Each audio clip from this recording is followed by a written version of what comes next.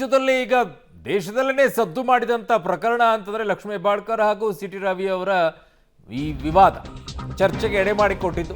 City Ravi case ಈಗ ಸಿಐಡಿಗೆ ಒಪ್ಪಿಸಿದೆ ಸರ್ಕಾರ.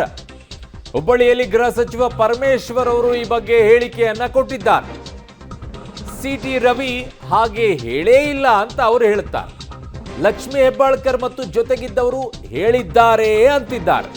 ಸತ್ಯಾಸತ್ಯತೆ ಪರಿಶೀಲನೆ ಆಗಬೇಕು ಅಂತ ಗೃಹ ಮಂತ್ರಿಗಳು ಹೇಳ್ತಾ ಇದ್ದಾರೆ. ಹಾಗಾಗಿ ಸಿಐಡಿಗೆ ಹಸ್ತಾಂತರ ಮಾಡಿದ್ದೀವಿ. ಆದರೆ ಸ್ಥಳ ಮಹಜರನ್ನ ಹೆಂಗ್ ಮಾಡ್ತೀರಾ? ಸಭಾಪತಿಗಳು ಅನುಮತಿ ಕೊಡ್ತಾರಾ? ಕೊಟ್ರೆ ಮುಂದೆ ಇದೇ ರೀತಿಯಾದಂಥ ಪ್ರಕರಣಗಳು ಬರಲ್ವಾ? ಇದು ಬಹಳ ಚರ್ಚೆಗೆಡೆ ಮಾಡಿಕೊಟ್ಟಿದೆ. ಪ್ರಹ್ಲಾದ್ ಜೋಶಿಗೆ ನನ್ನ ಸಾಮರ್ಥ್ಯ ಗೊತ್ತಿಲ್ಲ ಅಂತ ಪರಮೇಶ್ವರ್ ಅವರು ಹೇಳಿದ್ದಾರೆ. ಏನ್ ಮಾತನಾಡಿದ್ದಾರೆ ಡಾಕ್ಟರ್ ಜಿ ಪರಮೇಶ್ವರ್ ಅವರು? ಗೃಹ ಮಂತ್ರಿಗಳು ಈ ವಿಚಾರದಲ್ಲಿ ಸಿಐಡಿಗೆ ಈ ಪ್ರಕರಣವನ್ನ ಈಗ ಒಪ್ಪಿಸಿದೀವಿ ಅಂತ ಹೇಳಿದ್ದಾರೆ. ಕೇಳಿಸಿಕೊಳ್ಳಿ.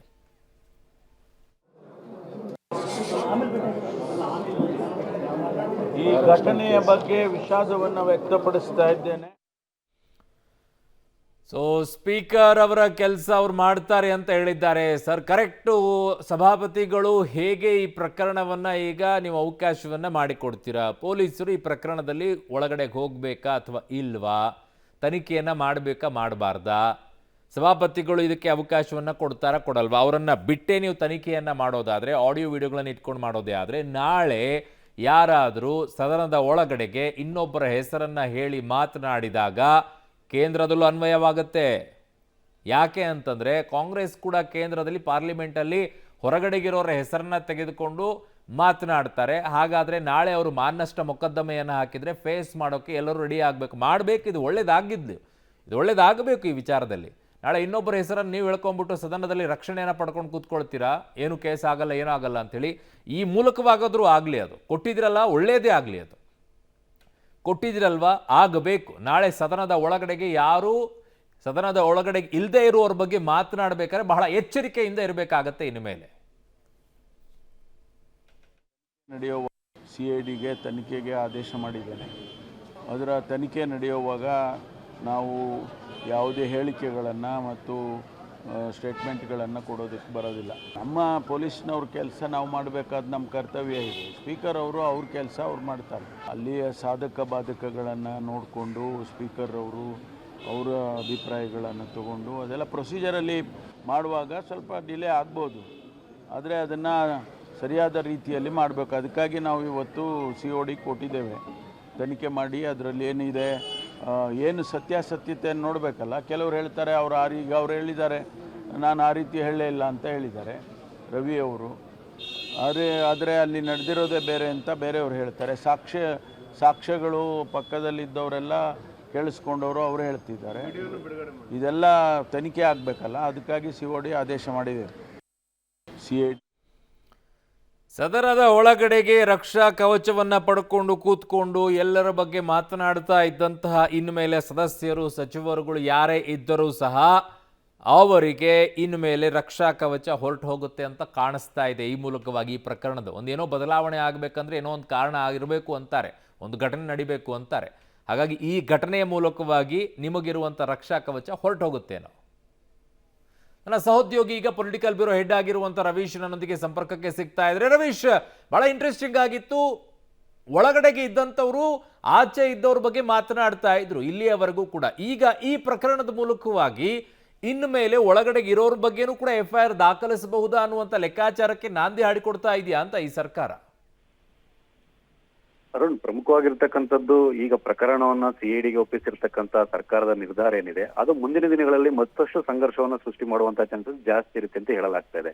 ಯಾಕೆಂದ್ರೆ ಈಗಾಗಲೇ ಸಾಂವಿಧಾನಿಕವಾಗಿ ಹುದ್ದೆಯಲ್ಲಿರ್ತಕ್ಕಂಥದ್ದು ಮತ್ತೆ ಸದನದ ಕಸ್ಟೋಡಿಯನ್ ನಾನು ಅಂತ ಸಭಾಪತಿಯವರು ಈಗಾಗಲೇ ಹೇಳ್ತಾ ಇದ್ದಾರೆ. ಜೊತೆಗೆ ರೂಲಿಂಗ್ ಅನ್ನು ಕೂಡ ಕೊಟ್ಟಿದ್ದಾರೆ. ಅದ್ರ ಜೊತೆಗೆ ಒಂದು ಹಿರೇಬಾಗೇವಾಡಿ ಪೊಲೀಸರು ಕೂಡ FIR ನ ದಾಖಲಿಸಿದಂತ ಸಂದರ್ಭದಲ್ಲಿ ಅಲ್ಲಿ ಮಹಾಜರನ್ನ ಮಾಡಬೇಕು ಅಂತನೂ ಕೂಡ ಒಂದ್ ರೀತಿಯಲ್ಲಿ ಸಭಾಪತಿಯನ್ನ ಕೇಳ್ಕೊಂಡಿದ್ರು. ಆದ್ರೆ ಯಾವುದೇ ಕಾರಣಕ್ಕೂ ಕೂಡ ಅಲ್ಲಿ ನೀವು ಮಹಾಜರನ್ನ ಮಾಡಂಗಿಲ್ಲ ಅಂತ ಅನ್ನೋದನ್ನು ಕೂಡ ಕಡಾಖಂಡಿತವಾಗಿ ಅದನ್ನು ತಳ್ಳಿ ಹಾಕಿ ಅವ್ರಿಗೆ ಎಚ್ಚರಿಕೆಯನ್ನು ಕೂಡ ಸಭಾಪತಿ ಬಸವರಾಜ ಹೊರಟ್ಟಿ ಅವರು ಕೊಟ್ಟಿದ್ರು. ಇಂತಹ ಸಂದರ್ಭದಲ್ಲಿ ಈಗ ಪ್ರಕರಣವನ್ನ ಸಿಐಡಿಗೆ ಶಿಫ್ಟ್ ಮಾಡಿರ್ತಕ್ಕಂಥ ಹಿನ್ನೆಲೆಯಲ್ಲಿ ಸಿಐಡಿ ಪೊಲೀಸರ ಒಂದು ತನಿಖಾ ವ್ಯಾಪ್ತಿ ಹೇಗಿರುತ್ತೆ ಮತ್ತೆ ತನಿಖಾ ಪ್ರಕ್ರಿಯೆ ಹೇಗಿರುತ್ತೆ ಅನ್ನೋದು ಕೂಡ ಸಾಕಷ್ಟು ಒಂದು ರೀತಿಯಲ್ಲಿ ಕುತೂಹಲ ಮೂಡಿಸಿದೆ. ಇಂತಹ ಸಂದರ್ಭದಲ್ಲಿ ಕೋರ್ಟ್ ಮೆಟ್ಟಿಲೇರುವಂತ ಚಾನ್ಸಸ್ ಕೂಡ ಜಾಸ್ತಿ ಇರುತ್ತೆ. ಹಾಗಾಗಿ ಸಾಂವಿಧಾನಿಕವಾಗಿ ಸಭಾಪತಿ ದೊಡ್ಡವರು ಮತ್ತೆ ಪೊಲೀಸರು ದೊಡ್ಡವರು ಅನ್ನೋ ಪ್ರಶ್ನೆಯೂ ಕೂಡ ಉದ್ಭವಿಸುತ್ತೆ. ಈ ನೆಲೆಯಲ್ಲಿ ಸಾಕಷ್ಟು ಮುಂದಿನ ದಿನಗಳಲ್ಲಿ ಒಂದು ರೀತಿಯಲ್ಲಿ ಜಟಾಪಟಿ ಜೋರಾಗುವಂತಹ ಸಾಧ್ಯತೆ ಇದೆ. ಒಟ್ಟಾರೆಯಾಗಿ ಇಡೀ ಪ್ರಕರಣದಲ್ಲಿ ಏನು ಸಿ.ಟಿ. ರವಿ ಅವರನ್ನ ರಾತ್ರಿ ಎಲ್ಲ ಸುತ್ತಿರುವಂತ ದೊಡ್ಡ ಮಟ್ಟದಲ್ಲಿ ಸುದ್ದಿ ಆಗಿತ್ತು. ಜೊತೆಗೆ ಈ ಒಂದು ಪ್ರಕರಣ ಇಲ್ಲಿಗೆ ಬಿಡೋದಿಲ್ಲ ಅಂತ ಕೂಡ ಲಕ್ಷ್ಮೀ ಹೆಬ್ಬಾಳ್ಕರ್ ಅವರು ಕೂಡ ಒಂದು ರೀತಿಯಲ್ಲಿ ಶಪಥ ಮಾಡಿದ್ರು. ಹಾಗಾಗಿ ಇದೆಲ್ಲವನ್ನು ಕೂಡ ನೋಡೋದಾದ್ರೆ ಖಂಡಿತವಾಗಿ ಕೂಡ ಮುಂದಿನ ದಿನಗಳಲ್ಲಿ ರಾಜಕೀಯ ಜಟಾಪಟಿ ಜೋರಾಗುತ್ತೆ. ಹಾಗಾಗಿ ಸಿಐಡಿ ತನಿಖಾ ಪ್ರಗತಿ ಯಾವ ರೀತಿ ಸಾಗುತ್ತೆ ಅನ್ನೋ ಆಧಾರದ ಮೇಲೆ ಎಲ್ಲವೂ ಕೂಡ ಸ್ಪಷ್ಟವಾಗಿ ನಿಂತಿದೆ ಅಂತ ಹೇಳ್ಬೋದು ಅರುಣ್. ಸೊ ಅಂದ್ರೆ ಕೋರ್ಟಿಗೆ ಹೋಗೋದ್ರಲ್ಲಿ ಯಾವ ಅನುಮಾನವೂ ಇಲ್ಲ, ಸಾಂವಿಧಾನಿಕ ಪೀಠಕ್ಕೆ ಹೋಗ್ಲೇಬೇಕಾಗತ್ತೆ ಈ ಪ್ರಕರಣ ಇದು ನೋಡ್ತಾ ಇದ್ರೆ. ಅರುಣ್ ಖಂಡಿತವಾಗಿ ಕೂಡ, ಯಾಕೆಂದ್ರೆ ಸದನದ ಒಳಗಡೆ ಇರ್ತಕ್ಕಂಥ ಪ್ರಕ್ರಿಯೆಗಳು ನಡೀಬೇಕಾದ್ರೆ ಅದಕ್ಕೆ ಕಸ್ಟೋಡಿಯನ್ ಸಭಾಪತಿಯೇ ಆಗಿರ್ತಾರೆ. ಆದ್ರೆ ಇಂತಹ ಸನ್ನಿವೇಶದಲ್ಲಿ ಎಲ್ಲೋ ಒಂದ್ ಕಡೆ ಈ ಪ್ರಕ್ರಿಯೆಗಳನ್ನ ಪೊಲೀಸರು ಸದನದ ಒಳಗಡೆ ಬಂದು ಹಾಜರು ಮಾಡ್ತಾರೆ ಮತ್ತೆ ಇತ್ಯಾದಿಯನ್ನ ಒಂದ್ ರೀತಿಯಲ್ಲಿ ಪ್ರಶ್ನೆ ಮಾಡ್ತಾರೆ ಏನಾದ್ರೆ ಖಂಡಿತವಾಗಿ ಕೂಡ ಅದು ಸದನಕ್ಕೆ ಇರ್ತಕ್ಕಂಥ ವ್ಯಾಪ್ತಿ ಏನು ಅನ್ನೋ ಪ್ರಶ್ನೆಯು ಕೂಡ ಉದ್ಭವ ಆಗುತ್ತೆ. ಆ ಕಾರಣಕ್ಕೋಸ್ಕರವಾಗಿ ಬಸವರಾಜ ಹೊರಟ್ಟಿ ಅವರು ಅದನ್ನ ತಳ್ಳಿ ಹಾಕಿದ್ರು. ಒಂದ್ ವೇಳೆ ನಿಯಮಗಳನ್ನ ಉಲ್ಲಂಘನೆ ಮಾಡಿ ಏನಾದ್ರು ಪೊಲೀಸರು ಪ್ರಕ್ರಿಯೆ ಶುರು ಮಾಡಿದ್ರೆ ಜೈಲಿಗೆ ಹೋಗ್ಬೇಕಾಗತ್ತೆ ಅಂತ ಕೂಡ ಒಂದ್ ರೀತಿಯಲ್ಲಿ ಖಡಕ್ ಎಚ್ಚರಿಕೆ ಕೊಟ್ಟಿದ್ರು. ಹಾಗಾಗಿ ಒಂದ್ ರೀತಿಯಲ್ಲಿ ಕೋರ್ಟ್ ಅಂಗಳದಲ್ಲೇ ಇತ್ಯರ್ಥ ಆಗುವಂತ ಚಾನ್ಸಸ್ ಕೂಡ ಜಾಸ್ತಿ ಇರುತ್ತೆ ಅರುಣ್. ಓಕೆ ರವೀಶ್, ನಿಮ್ಮೆಲ್ಲ ಮಾಹಿತಿಗೆ ಧನ್ಯವಾದಗಳು. ಸೊ ಈಗ ಸತ್ಯಾಸತ್ಯತೆ ಪರಿಶೀಲನೆ ಆಗಲೇಬೇಕು ಅನ್ನುವಂಥದ್ದು ಕರೆಕ್ಟು, ಬಟ್ ಯಾವ ಲಿಮಿಟೇಷನ್ ಅಲ್ಲಿ ಸದನಕ್ಕೆ ಇರುವಂಥ ಅದರ ರಕ್ಷಾ ಕವಚವನ್ನ ಕಿತ್ತು ಹಾಕಿ ಈಗ ತೆಗೆದುಕೊಳ್ತಾ ಇದ್ರೆ, ಇದಕ್ಕೆ ಬೇಕಾದಾಗ ಮಾತ್ರ ನಾನು ರಕ್ಷಾ ಕವಚ ತಗೊಳ್ತೀನಿ, ತದನಂತರ ಆಮೇಲೆ ಕ್ಲೋಸ್ ಮಾಡ್ಕೊಳ್ತೀನಿ ಅಂತಂದ್ರೆ ಬರೋದಿಲ್ಲ. ನಾಳೆ ಎಲ್ಲದಕ್ಕೂ ಕೂಡ ಇದು ದಾರಿಯನ್ನು ಮಾಡಿಕೊಡುತ್ತೆ. ಸದನದ ಒಳಗಡೆಗೆ ಪ್ರತಿಯೊಬ್ಬರು ಕೂಡ ಮಾತನಾಡೋದಕ್ಕೆ ಪ್ರತಿಯೊಬ್ಬರು ಜವಾಬ್ದಾರ ಆಗ್ತಾರೆ, ಆಚೆಯೂ ಸಹ. ಇಲ್ಲದೇ ಇದ್ರೆ ಇಲ್ಲಿಗೆ ಅದು ನಿಲ್ಲಬೇಕಾಗುತ್ತಿತ್ತು. ಇಲ್ಲದೇ ಇದ್ದರೆ ಸದನದ ಒಳಗಡೆ ಇರುವಂಥ ಸಭಾಪತಿಗಳು ಈ ತೀರ್ಮಾನವನ್ನು ಕೈಗೊಳ್ಳಬೇಕಾಗಿದ್ದು. ಈಗ ಅದು ವ್ಯಾಪ್ತಿಯನ್ನು ಮೀರಿ ಹೋಗ್ತಾ ಇದೆ ಅಂತ ಕಾಣಿಸುತ್ತೆ. CIDಗೇನು ಕೊಡ್ತಾ ಇದ್ದೀನಿ ಅಂತ ಹೇಳಿದ್ದಾರೆ, ಈಗ ಸರ್ಕಾರ ಕೊಟ್ಟಾಗಿದೆ. ಸೊ ಹಾಗಾಗಿ ಈ ಪ್ರಕರಣ ಅಲ್ಲಿಗೆ ಹೋಗೋದೇ ಆದರೆ ಸಭಾಪತಿಗಳು ಏನು ನಿರ್ಣಯ ತಗೊಳ್ತಾರೆ ನೋಡಬೇಕು.